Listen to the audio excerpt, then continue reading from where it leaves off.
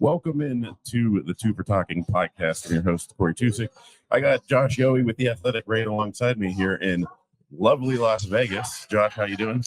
I'm in Las Vegas. I'm good. And I appreciate, Corey, that you're the kind of man who comes to Vegas to do shows in person. Yeah. I think that speaks of your character. Oh, well, I don't know if it's good or highly or lowly, but it speaks of your character. Yeah. I like the transparency. If you ask my wife, she probably thinks, oh, yeah, go ahead. Nice sit in the sun and, have fun for a couple days. But, we had to do it. So, and Joe Bartnick, comedian, he is in on the other side of this camera. He is in Massachusetts right now. Right, Joe? Yes, Foxborough, Massachusetts. I'm literally can look out my window. They upgraded me so I have a view of Patriots Stadium. I'm staying in the Renaissance Patriots Center, and I'm performing at the Comedy Scene Patriots Place. Well, no Steelers jokes tonight, right? That doesn't sound like you. You're not going to train. No, well, I talk about I did talk about how I'm a Brady guy. I like Brady. I go because I think jealousy is a bad look on anybody. And I go, that's the same way how people hate Sidney Crosby. And I got a couple. The Patrice Bergeron fan clubs over here. Oh, because I love the Rat. I'll always love the Rat. Yeah. Well, let's start off with some Penguins news because we actually have Penguins news for the first time in 2 months. It's been a while. Yeah. So first off, we can go through the draft picks, but Kevin Hayes is a Pittsburgh Penguin, and I think none of us saw that coming. So, Josh, I'll throw it over to you. I mean, what are your thoughts on Kevin Hayes coming here and what it means for the Penguins? Well, yeah, Corey, it's certainly the news of the day, and just one evening before, Kyle Dubas met with the media in Vegas at the Sphere about a half hour before the first round started, and he specifically said, "We need to get younger." And we need to get faster. Those are the two goals, which, of course, made all of us laugh when we saw the Kevin Hayes news because he's 32, which does make him the youngest center on the Penguins roster, but he's not young, clearly on the back nine of his career, and he's really slow, even though he's a big 6'5" guy. So on the surface, it was like, whoa, what are they doing here when he's owed $3.5 million for the next 2 years? But then we consider this. You got a second-round pick next season for it, and Kyle Dubas has made it very clear moving forward. He wants draft picks. He wants prospects. He called it a new wave of Penguins hockey. And you get not only a second round draft pick, Joe, but the Blues stink. They're probably not going to be a playoff team next year. So that could be a pretty high second round draft pick, which I do think makes a difference. Yes, Josh, I'm a man of the glass is always half full when they're a Penguin.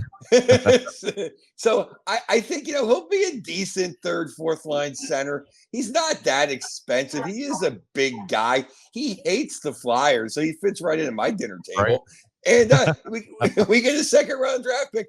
And I love the fact that the Flyers are paying half of his salary. So just twist the knife in a little more on Tortorella because he's going to score against him. So I don't mind the deal. I was hoping for something a little splashier or maybe a little younger, but it's okay. He's doing things. He's trying stuff. I think that's a good sign. I think he's going to be better than Jeff Carter. Yeah, no, I do too. And he's not the player he was 5 years ago, but does he still make their bottom six better? I would say yes, right? He does. Even if he is a little overpaid, he still technically, I think, is an upgrade in the bottom six. It was just surprising to hear this name because of what Dubas said the day before. It's all Kyle talks about is how we need to get younger, we need to get faster. Obviously, there's a contradiction here, but I just think it goes to show that Dubas is very serious. You call it a rebuild if you want, call it a retool. He wants to replenish this minor league system, and they had a bunch of draft picks today. The Gensel trade, they got brought in a couple of guys that they liked, but this just goes to show, I think, how serious he is moving forward. And I asked him a question last night. I said, are you trying to get rid of some salary to so you can make some moves on July 1st? And he said, not exactly. He said, I want to bring in draft picks and prospects is what I want to do. Like he made it very clear that is his primary goal. Now, I don't know how the big guys are going to feel about that in the Penguins locker room. They might not be thrilled to hear that, but I can understand where Dubas is coming from when you look at the big picture. Two things on the big picture too, Josh, with Mr. Hayes is I've heard, now I'm not in the locker room like you are. I heard he's a good guy and people like Kevin Hayes and he's good people. So that's one good thing. You can't have enough good guys in the locker room. I don't know if you heard anything different than that, but I heard he's a good guy. He's got a really good reputation. Everybody likes Kevin Hayes. Yeah, Absolutely. so that's a good sign. And B, without the Chief Berube whipping him next year, I think the Bluesers are definitely a chance to be a lottery team.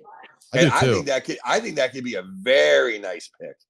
That could end up being like the 38th pick in the draft. I mean, that's so no, that absolutely is something to consider in all of this. And no, Hayes, by all indications, he is a good character guy. He and Torts don't get along. He hates the Flyers. Might have had something. There was the rumor, right, when it was a Connor Gauthier didn't want to play in Philadelphia, and it was Hayes that pushed him away. Now Hayes, of course, to his credit, vehemently denies this, but I think this will only add to his popularity in Pittsburgh. And I feel like the Penguins-Flyers rivalry has lost a little bit of spice the last few years. Maybe this will bring something to it. I don't know. But to clarify on that, because I saw you tweet that earlier, and so he was advising. That was a report. It was a report out of Philadelphia, yes, that he had told him, you want to stay away from that organization, don't play for them. And of course, he didn't. Then Joe loves this trade. Yeah, I thought of Joe immediately. He's gonna have a Hayes jersey before you know it. Yeah. Oh, I know. He's my favorite Duck by far. You're in Hayes' hometown. You might as well just go find his boyhood home and give him some love. I know. I tracked down everybody up here in Boston. It's hockey fanaticism up here. It's great. It's great stuff. But the thing though with that is I kind of take that with a grain of salt, because I mean, do you really need personal information to figure out that Tortorella's a jagoff? I mean, I think that's like someone, hey, Kevin Hayes told him that water's wet. I mean, come on now. What's interesting, I was thinking about the Penguins now. We're about 2 days from July 1st. Obviously, Monday is a huge day on the NHL calendar. You never know what's going to happen. The Penguins only have $7 million to spend. And Kyle Dubas has made it very clear. In fact, he said it last night. He said, I'm not signing any long-term free agents. I'm not going to do it. That's not what this team needs right now. Now, he didn't say that he wouldn't be active at all. I would certainly expect him to focus on guys who might be willing to play for 1 year. Will those be big names? Probably not. Most big names aren't going to sign a 1-year deal unless they're maybe older guys looking to reestablish themselves. So I'm curious to see what will happen. With only $7 million to spend, though, there's only so much he can do if he can't unload any salary. And I have been told in the last week he was interested in trading Tristan Jarry. It was something he would have considered, and certainly Riley Smith as well. I don't think there's any dance partners, guys, and that's the problem for the Penguins right now. They've got a bunch of bad salaries, and I don't know how many teams around the league are all that willing to help them out at this point. Well, that's an interesting point, Josh. Now, I don't want to ruin Mr. 26 finely tooled outline of our show this week, but a lot of the around the NHL news is troubling for Penguins fans, because there are a couple of guys I kind of had my eye on. Dakota Joshua for sure, and he signed for cab money. I can't believe. I got the number. I mean, really, I got the numbers here. Please, Dakota, you need my agent. 4 years, 3.25. I love that guy. I know. How can he only be getting 3.25? And then the other one I thought was, I'm a big Carl Grunderson fan, and the Kings moved him for a very mediocre Burroughs, and they have a ton of defensemen. I don't know how we couldn't get Grundstrom from the Kings. I think Grundstrom would be a perfect Penguin. So those are two names that I was looking at that I couldn't believe that they that kind of fell through our hands, if you will. Yeah, that's a fair point. And I actually wrote an article for The Athletic earlier this week with a list of free agents that might be intriguing to the Penguins, and I included Dakota Joshua, who, man, I watch Vancouver play a lot just because I like Rick Tocchet and I like Jim Rutherford, right? So I always watch that team play, and every time I'd watch them play this season, that guy would jump out at me. And that's the kind of guy you want on your team. the kind of guy the Penguins badly need. So a little, yeah. and I don't know how interested they were in him, but obviously they won't have a chance now. You know what we need to talk about at some point too, speaking of free agents, this whole Jake Gensel situation. Yeah, we talked about that last night at dinner, Joe. Did you see the Elliot Friedman saying Jake's only getting, or apparently agreeing to 8 years at $8 million? So another person has to fire their agent, apparently. Well, I will say this first of all. Other than Josh, and I say this publicly, not since we've become puck off, two for talking co-hosts. I say Josh and Elliot are the only two guys I trust in the NHL as far as the news. So if Elliot's saying it, then I believe it. But I think getting 8 years, okay, they might. I thought for sure he'd go like 10 for 5 and see where he ends up. I thought I mean, that's in play. I will tell you this. We know Carolina is badly trying to bring him back. They've Eric Tolsky, their new general manager. He actually sat down with Pierre LeBrun the other day and he came out and said it. He said, we're working really hard on it. So that could happen. I will tell you this. I know a lot of people in Vancouver. I know the people in Vancouver really, really love Jake Gensel. They are going to make him a huge offer on Monday if he is still available. I guarantee you that. And speaking of Elliot, he just threw something out there on Twitter or X or whatever we call it just a few minutes ago, actually. Just throwing out the idea that suddenly the Tampa Bay Lightning, because of all the trades they made today, have a lot of money to spend, and perhaps that too is a target for Jake Gensel. And listen, Tampa it's a good place to live. It's a good organization to play for. That would certainly be intriguing. These are good times to be Jake Gensel and his agent Ben Hankinson. Oh man, is he going to break the bank on Monday if he wants to? Well, what's interesting about the Tampa Bay, they dumped Mikhail Sergachev today, which was crazy in my mind. I mean, I love him. I guess they had to get rid of his salary, I guess. I mean, and then they dumped Jeannot, who they gave an arm and a leg for, Tanner Jeannot, and he didn't come through at all. And they gave him away for cab fare. But maybe, I mean, because they said that Stamkos now was going to hit the market. So maybe they're using the extra bucks not for Jake, but for Stamkos. Because we said this a month ago. We can't see Stammer going somewhere. But I mean, can we now? I was shocked when I heard he was going to hit free agency. He's one of those guys. Now, there's a few guys around the league you just don't want to see play for other teams. And for me, and Stamkos is one of my favorite people in the league to deal with. He's a really good guy. Remember years ago, he could have gone home to Toronto and they were throwing all the money at him, and he stayed loyal to Tampa, won 2 cups there. I hope he doesn't leave. It's hard to imagine him playing anywhere else, but that's certainly going to be an interesting storyline. Like, Tampa has enough money now if they want to keep him, and if he wants to stay, that they could certainly arrange it at this point. Maybe Jake's the guy they want, though. We Josh, it's like, and you guys both know much. I love Gino. I mean, this is different than Gino, though, even because it's like Stamkos has had put together 3 phenomenal years. And since he got healthy again, he was great last year. He was their best player in the playoffs. With all the talent on Tampa Bay, he was their best player. I can't believe they're letting their captain walk. I mean, but I think the GM that I'm spacing his name right now, he plays hardball. He may just push Stamkos to the limit. I mean, he's playing chicken. It's surprising, though. You're right. I mean, Stamkos, he's in his 30s now, but I mean, despite all the injuries he's been through in his age, he's still a legit 40-goal guy. I mean, he's still playing at a really high level, and I guarantee you he's a good captain. I just I've been around the guy enough. I know people who know him. He's one of the best captains in the sport. Yeah, and he's so synonymous with that franchise. I think it'd be criminal just to let him go.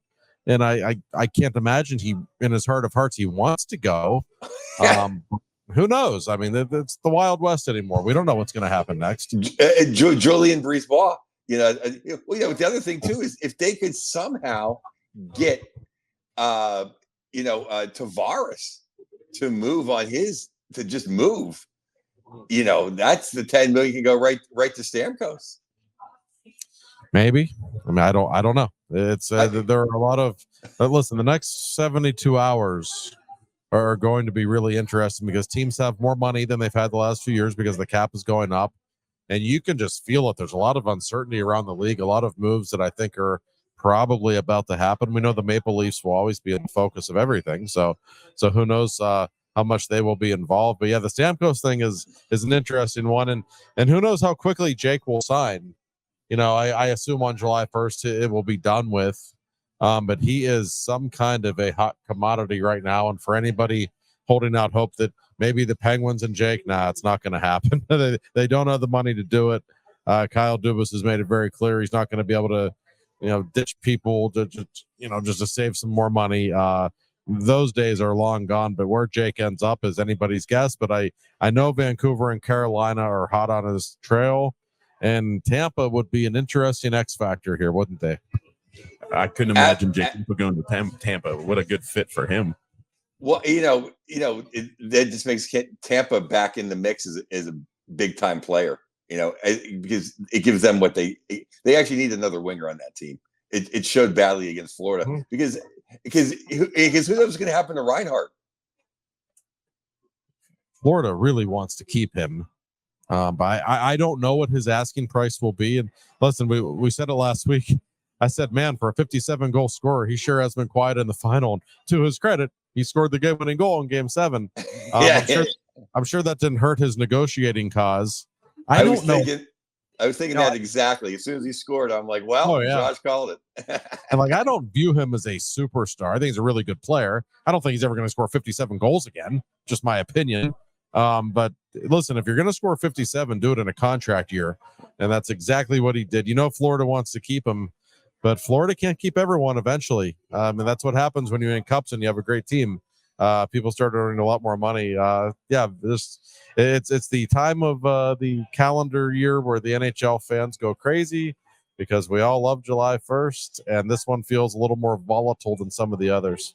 Well, isn't it true, Josh? Too, he might not have a chance to score 57 because he might not play with Barkov ever again. That's the bigger issue. I mean, look at Elias. Look at they broke up Calgary, right? And the only guy that came through was Tkachuk. The other two guys have been lost at sea. Although Lindholm had a good playoff for Vancouver. He did. And judging by the final, Florida's power play might be permanently broken, even though they won the cup. So maybe Reinhart's numbers are going to drop. I don't know. But it's just not often you have guys like Reinhart and Gensel available on July 1st. Teams have, gotten really good at just kind of keeping their own. And this is kind of unique when you have this kind of star power now potentially available on the open market. It certainly adds to the spice of the day.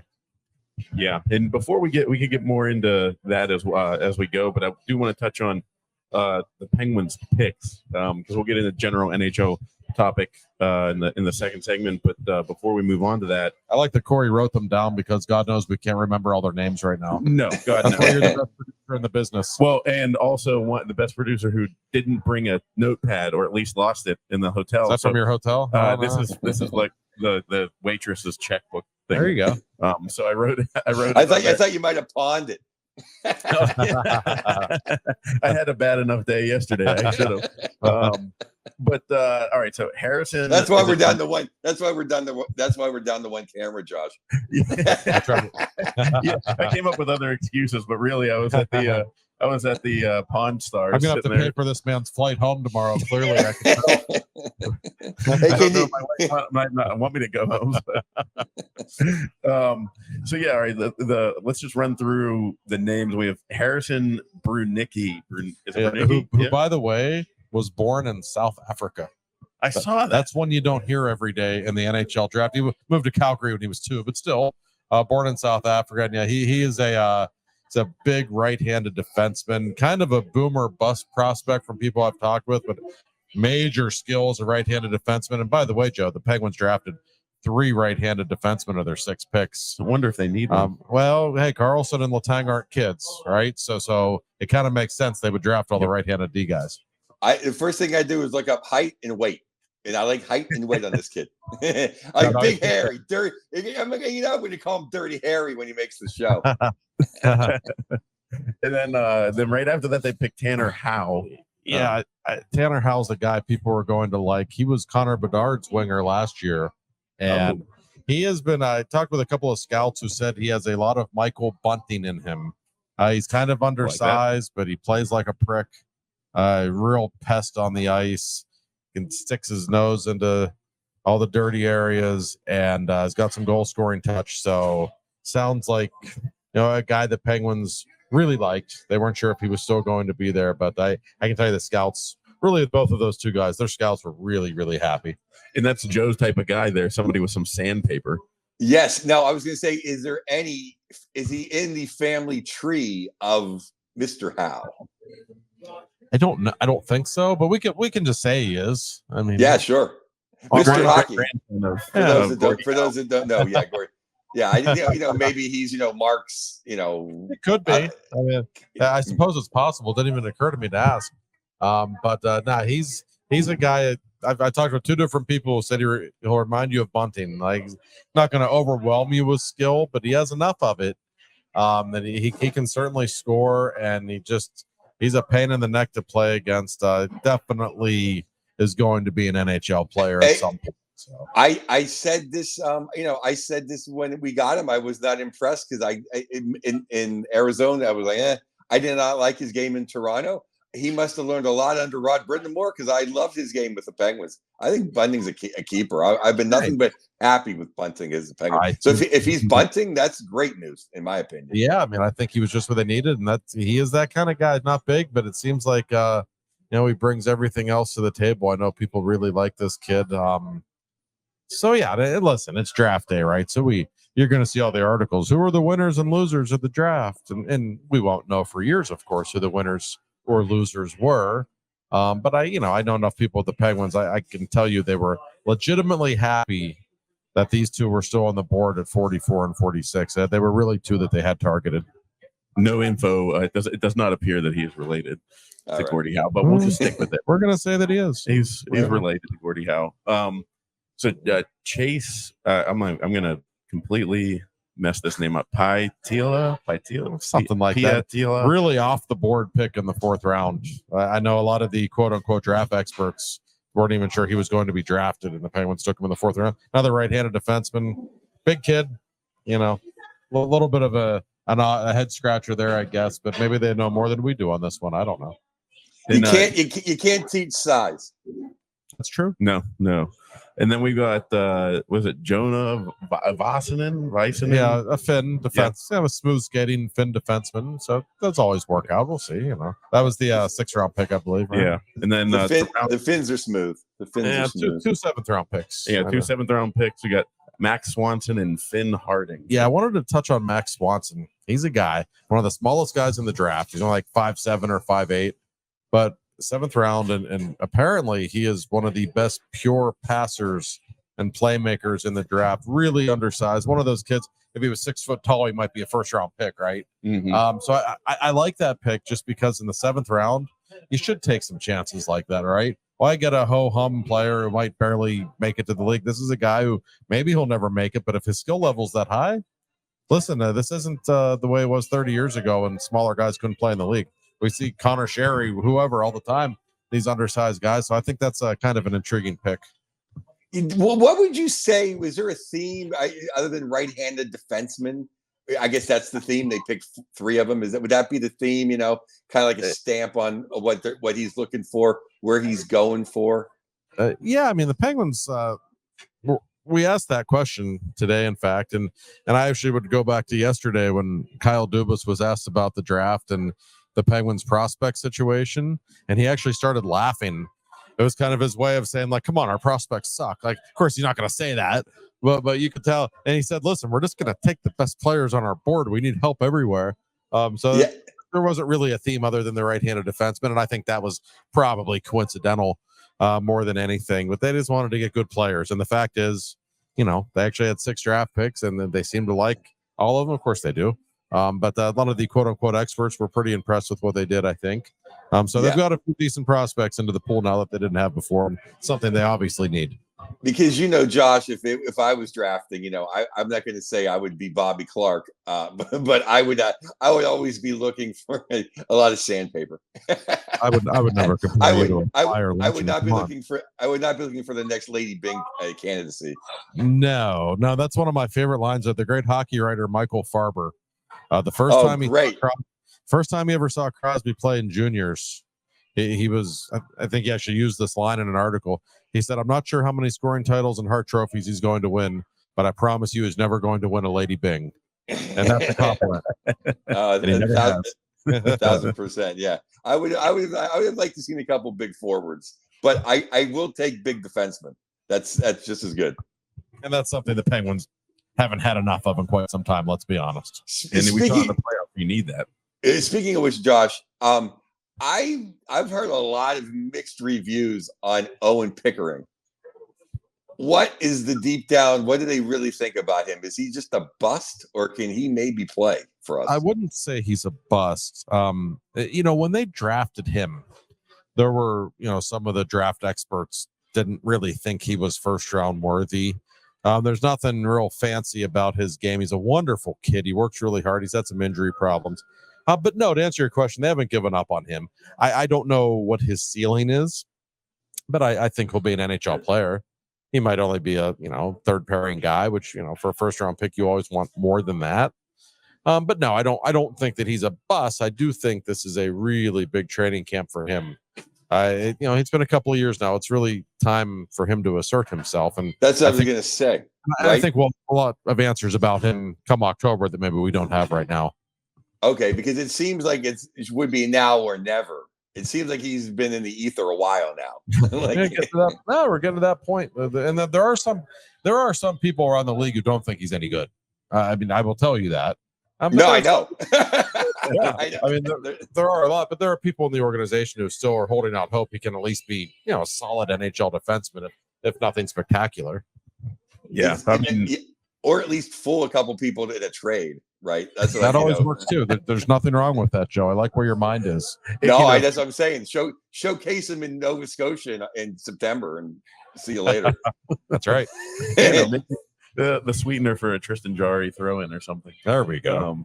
That'll do it for the first segment here on Two for Talking. First of all, I do want to give a shout out to the Gold Mine Bar and Grill right next to the Sphere here that kindly welcomed us to shoot the episode on their location. So, on the second segment, we're going to talk Stanley Cup Final. So it wrapped up. It was a week ago. Game 7 is the only thing we haven't talked about, but there's plenty to talk about with it. So we'll talk about that and more on the second segment of Two for Talking. Welcome back to Two for Talking. And guys, before the draft and all that kind of stuff happened, we had Game 7 Stanley Cup Final. That is one of my favorite days whenever it happens. It doesn't happen often, but I think I can remember all of them. And boy, it was an exciting game. The pressure you could feel. It felt to me very reminiscent of the final 7-8 minutes of the Penguins in Detroit, where the Penguins were just trying to get the puck past their own blue line, not even get it down to the other end. And the onslaught was on. But there was this feeling to me when that second goal went in. I was like, boy, that feels like this is around the time that the game winners usually scored. It's always a second period goal, it feels to me. And Connor McDavid then also no points, but gets the Conn Smythe. But let's start with the Florida Panthers are your Stanley Cup champions. And what did you think of Game 7? Yeah, I give them so much credit because the pressure was squarely on them going into Game 7. When you blow a 3-0 lead, that's bad enough. And that Game 7's at home. I think that even intensifies the pressure. And Paul Maurice, who I truly think is a great coach, he was able to get that team to reset, to focus, and to play a really solid hockey game. You could make an argument Edmonton was the better team most of the series. The Oilers were not the better team in Game 7. I thought that was a wonderful performance from Florida. I think they are worthy champions. It'll be hard for them to repeat just because to repeat, they're going to have to go through the East 3 years in a row. I don't care who you are. That's an incredibly difficult thing to do, but I think they earned the Stanley Cup. I think it's a great team. And it was one of the best Stanley Cup finals, frankly, Joe, that we've seen in many years. I thought it was an incredibly exciting game, incredible fun. The highest rated final game of baseball, basketball, or hockey since 2019. So they really lit the stage on fire. Friends of mine, non-hockey fans, asking me, where can I watch the game? It had the hockey world and the sporting world was all about Game 7, which was great for the NHL. And you think about it, big events, the national championship basketball game, national championship football game, Monday Night Football. They had a window of the sporting world and they took full advantage of it with the biggest star. Now, I will say this. I thought, looking back on the series, I thought, you know what? I think maybe, Edmonton was the better team also for the first 6 games. And maybe it was like by hook or by crook that it was 3-3.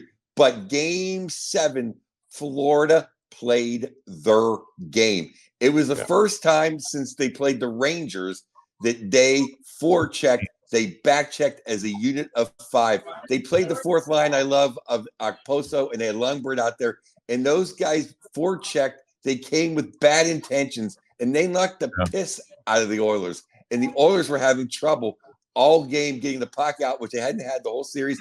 And their gap control was amazing. And they backchecked as a unit.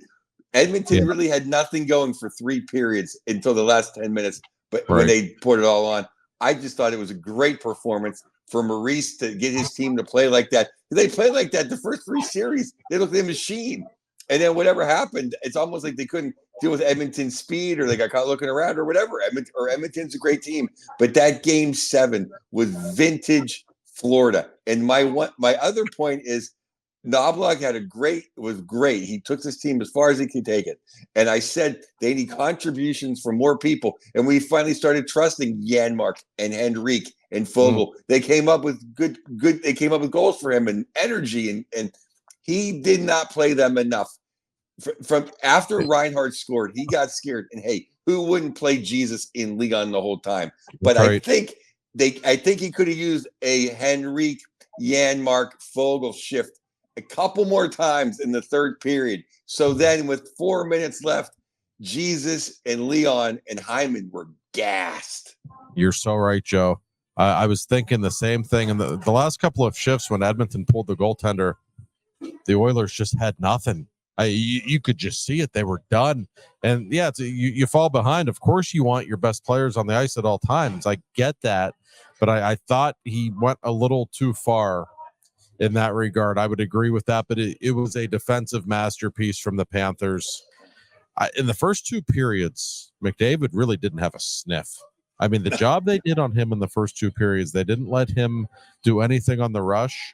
He was just an exceptional, the Florida Panthers, they were in exceptional form defensively. McDavid came to life in the third period for sure, but that was because Florida was going back into the shell. It did give us Game 7 Detroit reminders. I think a little bit. It was hard not to think about it, but I thought PTSD. I thought Florida was just very much the worthy champion. They were not the best team in most of the series, but they were the best team in Game 7, and there's something to be said for that.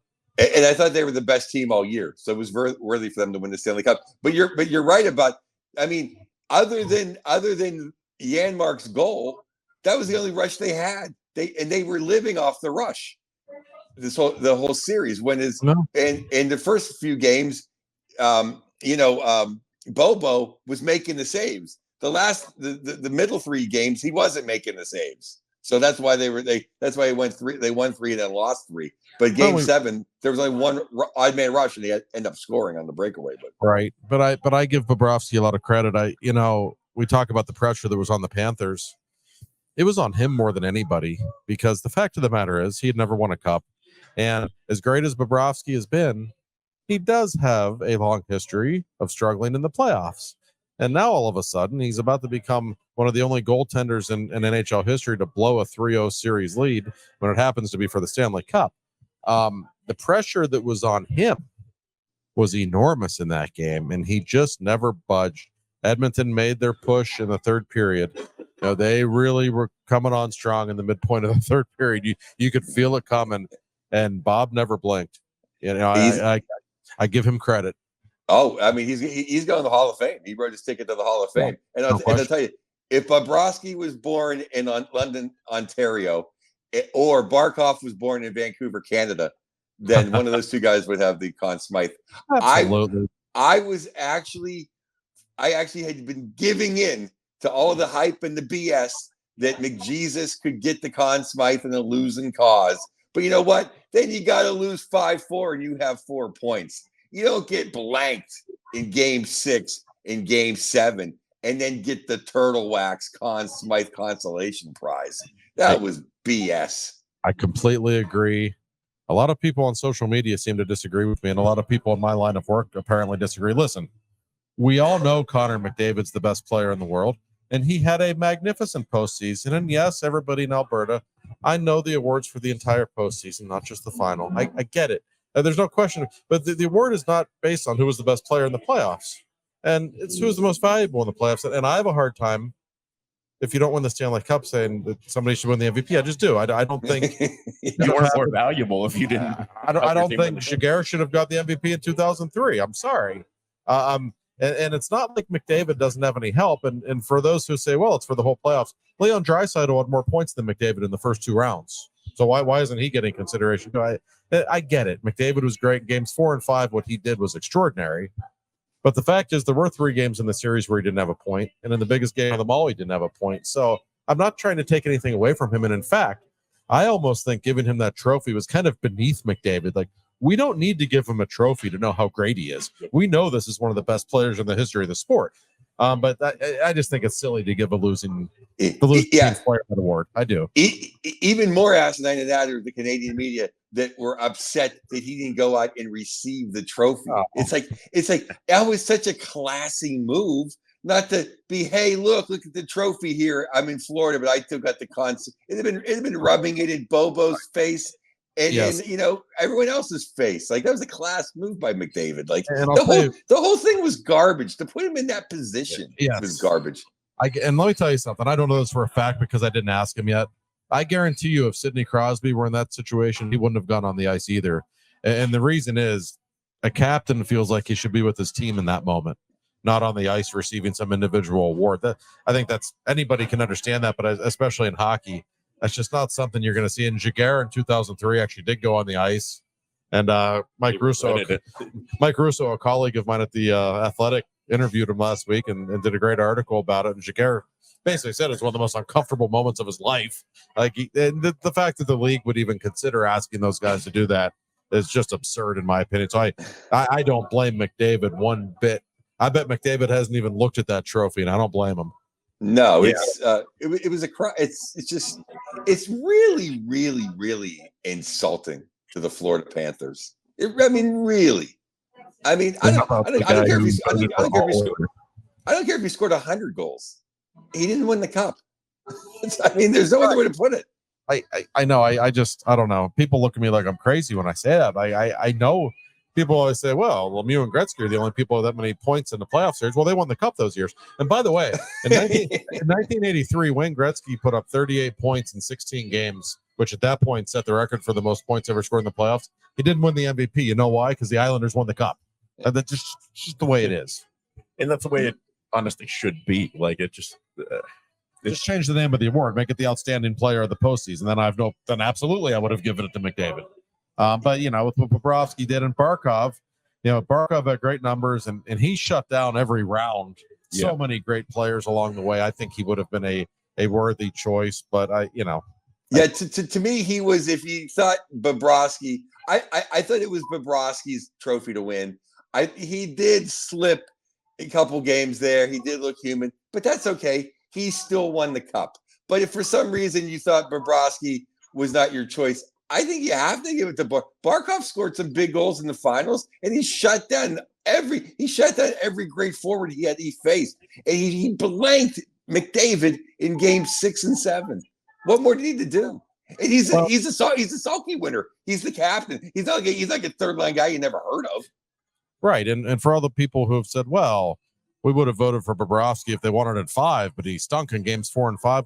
Well, if we're going to hold that against him, well, McDavid didn't have a point in game 6 or 7. So what's the difference? I don't know. He's the best player in the world, and we all know it. I felt like, and listen, I'm friends with a lot of the voters. I'm not trying to trash anybody, but I felt like it was, we have witnessed greatness, and we need to let everybody know that they have witnessed greatness. So just to make this very clear, we're going to vote for him because we want to have some influence in this, and I didn't like it. And if I'm McDavid, I don't want that trophy like within 100 feet of me, ever, and be considered. I felt bad for McDavid in that moment. He was hurting. You could see the look on his face, and that had to make things awkward for him. Absolutely. The guy that voted for 3 Oilers and didn't have a Panther on the thing, he shouldn't be allowed a press pass. And cover AHL from now on. Well, yeah, and one thing we should add, and this is something that drives me absolutely nuts, and I have been a Conn Smythe voter. I was in 16 and 17. You have to have your vote in with 10 minutes left in the third period. That's crazy. It's 2024. We have to have the technology to wait until the game ends and, text somebody, hey, I'm voting for McDavid or I'm voting for Barkov. It's absolutely absurd to me. It just drives me nuts that that's the policy. And I understand. Listen, it was 2-1 with 10 minutes left. I do understand the thinking of, well, Edmonton could win this game 3-2.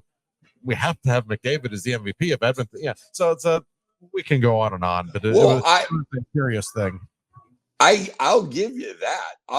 And my partner Andy Picaro made that point. I go, wow, is a good idea. He goes, whoever made that vote must have thought that Edmonton was tying it up. Okay, but you can't have no Panthers in your top 3. Yeah, no. And well, I gotta say though, I mean, the play of the game outside of the game-winning goal was help me again. Dmitry Kulikov. Well, Kulikov, first of all, what a back and forth. And I think that was a backbreaker for the Oilers because they were carrying the play there for about, I think it was like 5 minutes with no whistle. They were carrying the 80% of the play was in Florida's zone. They almost score. Great play by Kulikov. Ends up becoming the secondary assist.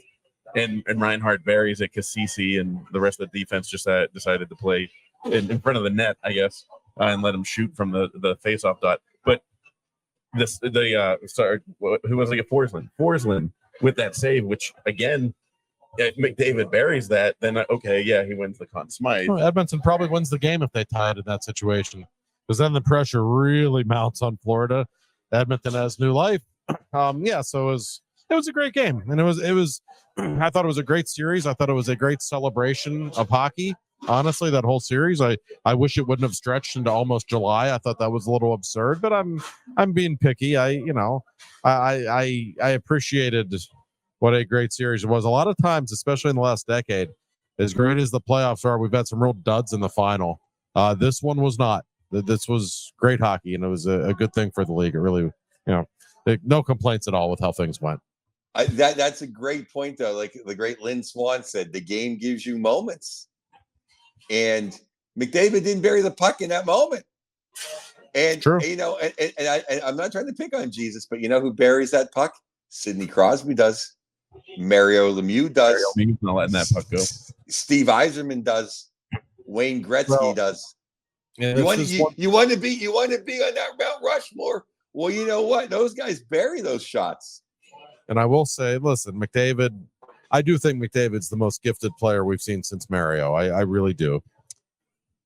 And some people are going to say this isn't fair, but the fact is, with McDavid, he's never won anything at any level. I mean, he didn't win anything in juniors. He hasn't won anything in the NHL. He's going to be 28 in January. And I'm not saying the guy's not a winner, but you got to win at least one. And Ovechkin dealt with it forever until he finally won a cup when he was into his 30s. I don't know if McDavid will have to wait that long, but that's a blank space on his resume that needs to be filled in if he wants to be in the top 4 all time or wherever you want to rank him.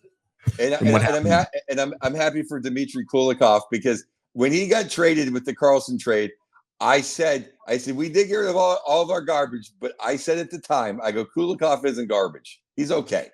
Yeah. And he came out to play. Because speaking of garbage, the second worst Penguin in the Sidney Crosby era hang it up this week.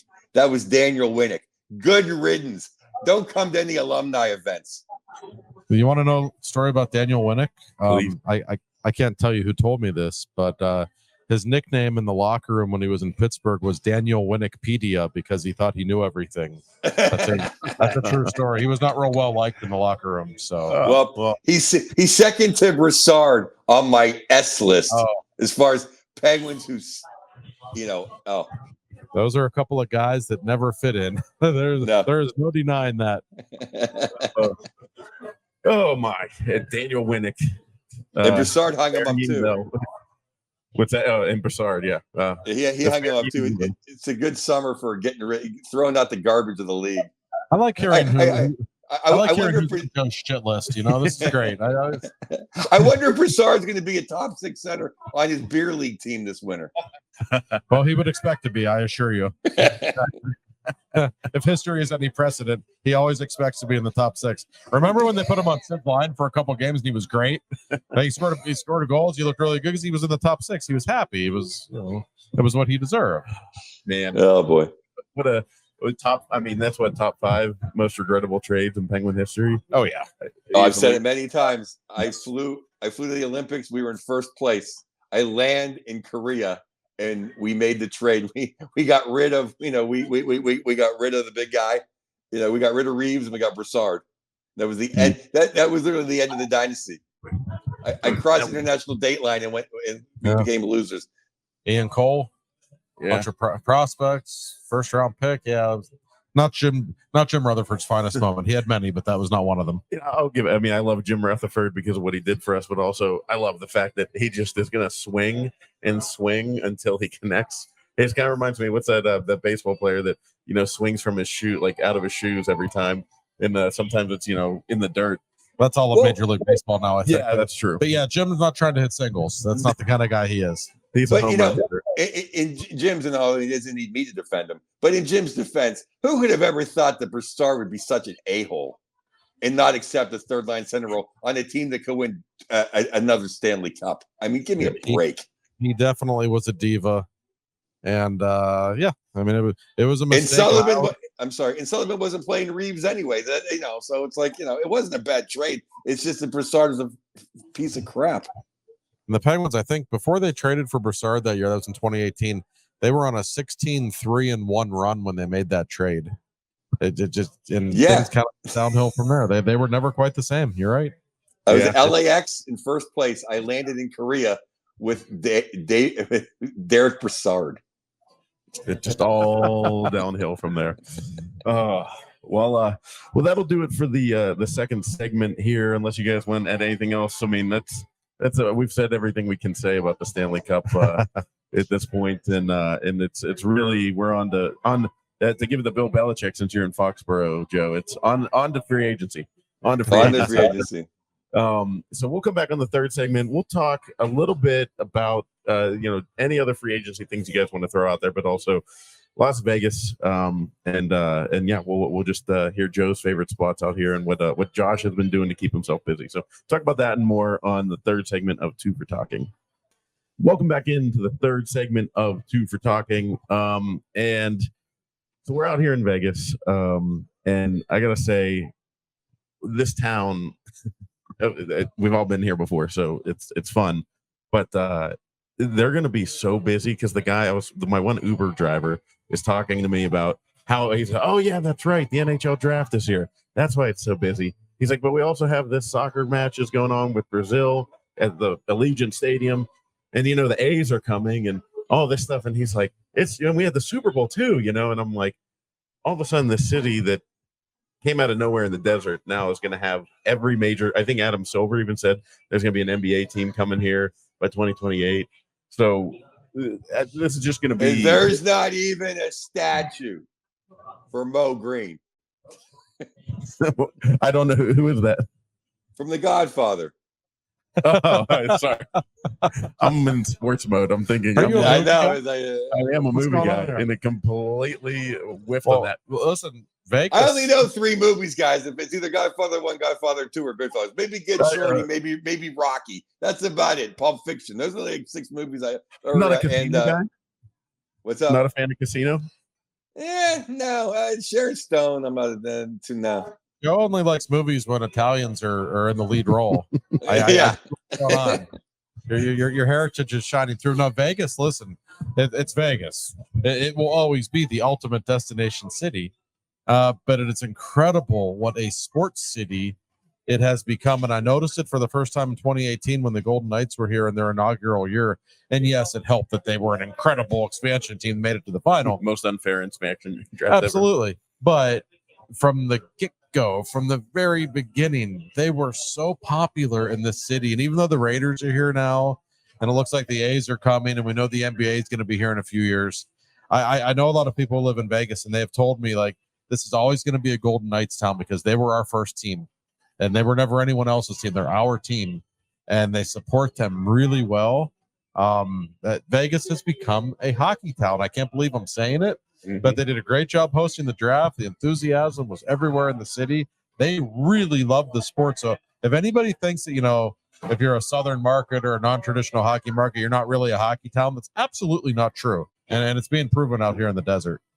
1,000%, it's a hockey town. I've been to a Vegas game. They go nuts. I've been there when they're not playing, and there's just tons of there's still flower jerseys everywhere, and and we all know it's the best sport. So that's why people love it. It's you have a good team, you're gonna love it. I did a show for the Playboy channel there, and I lived in Vegas for 6 months, and it was the greatest 6 months of my life. I literally went there thinking, I was one of those guys that stay a couple days, time to go.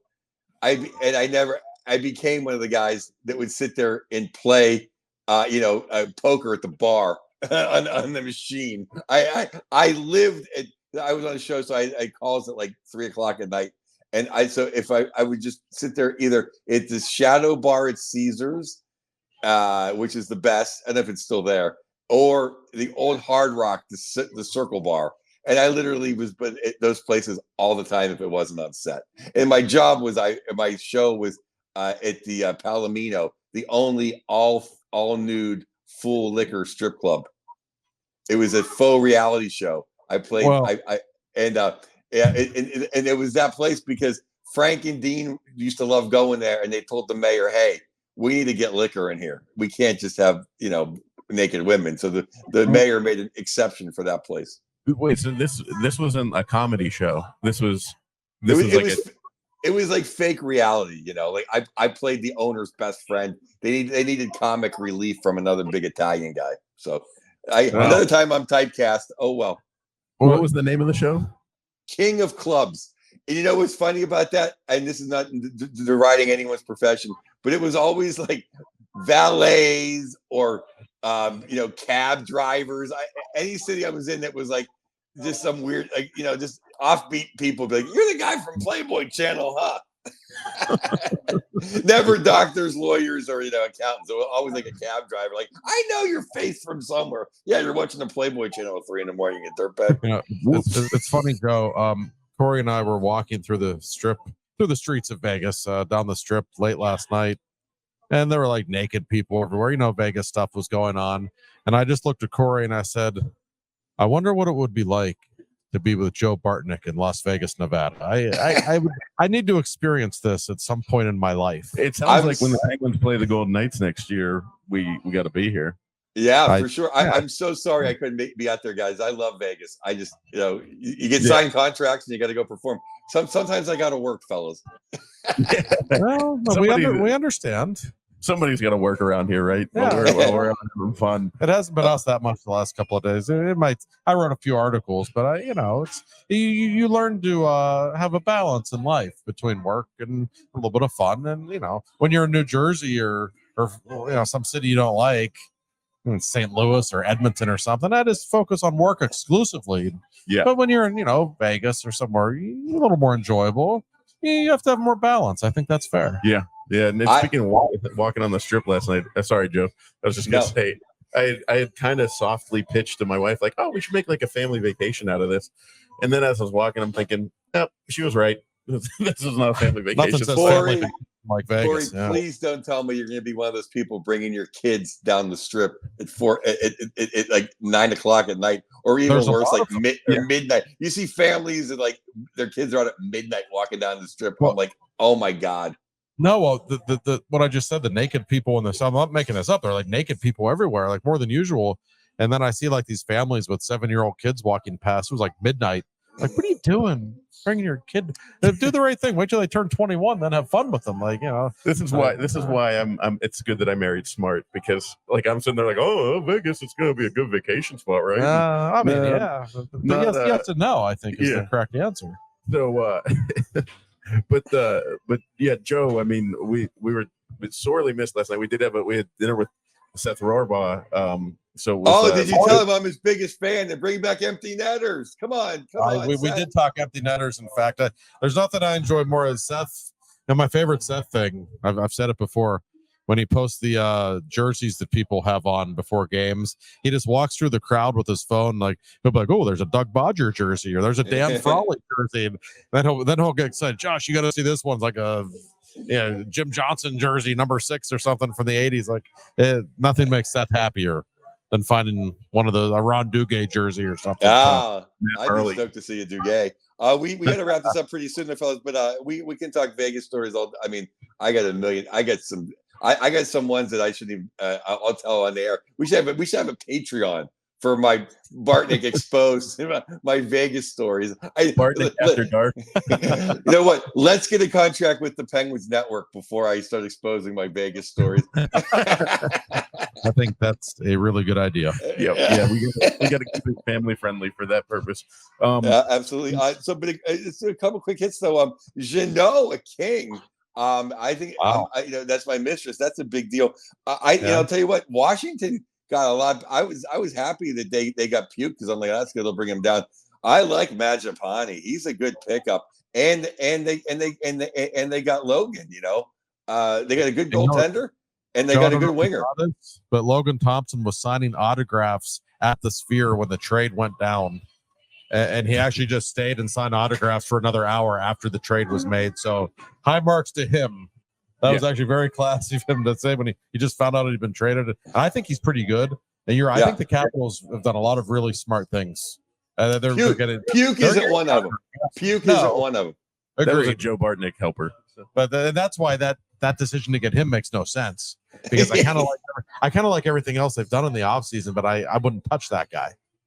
No. Yeah, speaking of how I found out about the Thompson trade, talking about how it's like a hockey town out here, it was while I'm setting up here, it was the host here talking like, oh, she's like NFL. I said, no, NHL. And she said, oh yeah, that's right. She's like, I can't believe we got rid of Thompson. I'm so mad. And I was like, can't we say what now? I'm telling you, I tell everybody every time I'm in Vegas, like, I can't believe how much they are in love with this hockey team. Everybody knows about the Golden Knights in Vegas, the cab drivers, you name it. The poker dealers, they're all into it. They really are. You see it all the time. So before we send it off here, I mean, there's no. I was just say one thing. No, the other thing I mean, they did. I think they did Sergachev dirty. I mean, he came back from an injury. I love Cooper. I love Tampa Bay. Breeze Bott is a gangster.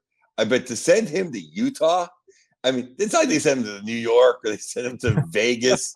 They sent him to Utah. The guy played with a mega injury, came all the way back to help your team, and you sent him to Utah. Oh, living the good life in Tampa, winning cups, enjoying all that Tampa has to offer. Now you're going to Salt Lake City, pal. Oh, the inverse of Vegas, Josh. Yeah. Yes.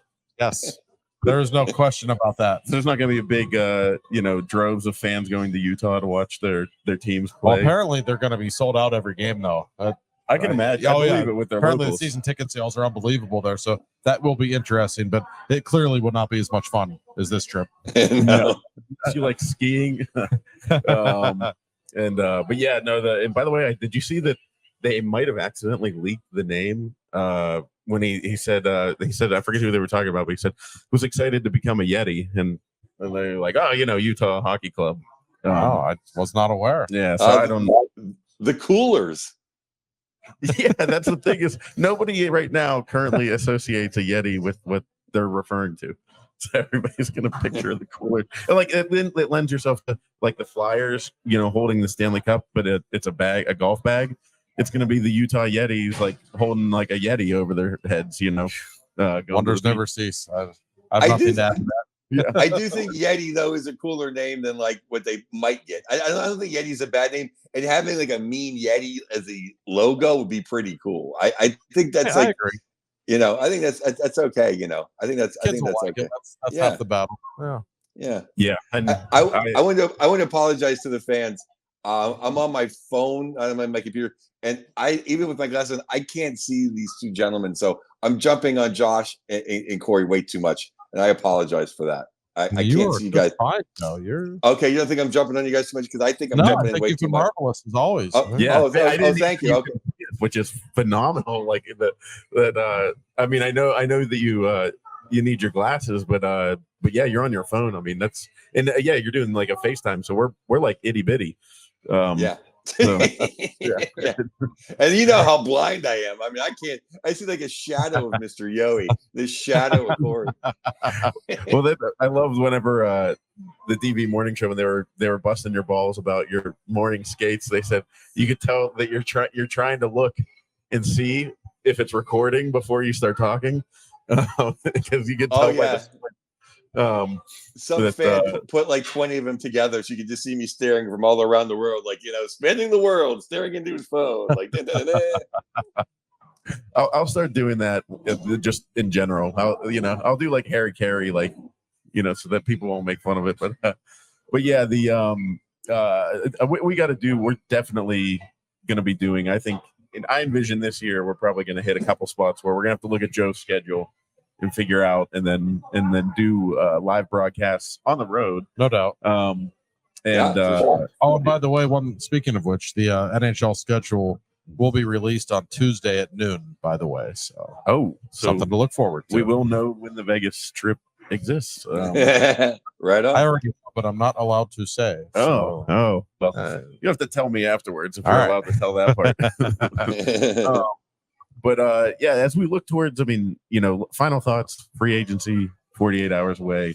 I thought the Penguins are going to have more money, but apparently it's just going to be nothing going for the Penguins. I think they'll make a couple of moves. I don't think it will be anything major. I think Kyle is just done giving up assets. He knows the Penguins have been doing it for almost 20 years.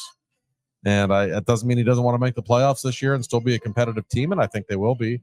But he's looking to the future a little bit, and I know people don't necessarily all want to hear that as long as Sid is on this team, but I understand where he's coming from. I think there's something prudent there.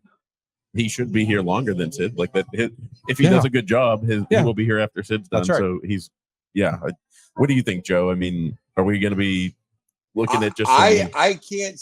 If he just wants, I'm telling. I can't believe that we're not going to have Jari's money available at some point, because I can't believe he's going in with the three goaltenders that we have. I can't believe it's not going to be, that we're not just going to get rid of Jari by the beginning of the season. I could be wrong, but I thought you want to give this kid a chance, and you have Ned as the fallback and the number one guy until it's not Ned, because I just think that $5.5 million has to go somewhere else. And we talked about this last week. We talked about it forever. I talked about it for 4 months now. The way he was treated at the end of the year, not badly, not poorly, he was just treated like the way he should have been. Like you're a backup now. We can't trust you. And goodbye. Yeah, so that's why I think there might be a move there. But Josh obviously knows more than me. So if he's saying, I think they'd like to. I just don't know if anybody wants the guy right now. I think that's the position they're in. They're stuck next to the punch bowl, waiting for somebody to come over and dance with them, and I think everybody is a little afraid. That sounds about right to me. I like that. What's almost funny. I guess they only had one. It was only one game where we weren't a chance to get in the playoffs. I guess because it's almost like why couldn't they play in the last game just to showcase and maybe get a shot out of them? That's all you need to know. Didn't play him that night. That's pretty telling. I know. Well, let's get someone that can kick some ass and stand in front of the net for $7 million. I wanted Dakota Joshua, and I wanted Grunstrom too. Like those are two guys I really kind of wanted. I really wanted Dakota Joshua. I thought that Doobie got one in him. I thought he has like one good get in him. and I thought What maybe about it could have been Josh Wolf. What's Nacious looking like? It's gonna go somewhere. I like the other one. I like Lawson Krause, man. Can we somehow get Lawson? I think he's restricted. I think he's restricted. He's a guy I would look at. I want that guy. I wanted Dakota, or I would not anymore. I want Lawson Krause. I want someone to play with Gino, the Bugsy Malone role with Gino. Go the net, crash the net, and stand in front of them on the power play. And that's Lawson Krause. Well, there's no question they could use all of those attributes. Yes. They need a lot. That's just the way it is. How's Washington? Washington's going to pass us now. I was so happy. Oh, Washington's going to take a turn. Now they got Mangiapane. They got Logan Tom. It's like, man, we're going to be next to Columbus in more ways than one. Wake up, Dubas. What did you just say there? I think Josh just nailed the marketing department's motto for next season. They need a lot of help. We'll see. That's just the way it is. Let's just call a spade a spade. They have their issues the last couple of years, and So no matter what they do, they should be upgraded. Look at it that way. But Josh, I was really hoping. I thought with the puke debacle, I thought really Washington was going to take a turn for the worse. But it looks like they're not now. That's not a good thing. That's not a good. And Jersey is now a playoff team. They're a playoff team now with Markstrom. So it hasn't been a good 6 weeks since the season ended. No, it has. Come on, Dubas. Come on, Doobie. Well, on that note, everybody. On that happy note. Happy free agency, and hopefully we have something happy to talk about. But if downloads are any indication, and I'm sure you see with your articles, when things are going crazy, the fans are certainly still engaged. Sometimes even more so.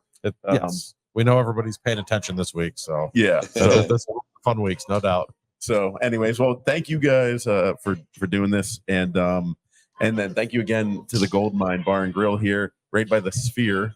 It's a nice little spot if you want to grab some grub whenever you come out here.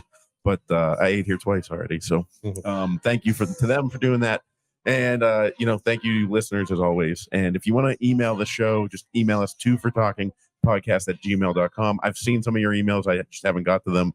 But I will make sure that we get to them because we got some summertime programming. So anyways, that'll do it for us here on Two for Talking, and we will talk to you guys next week.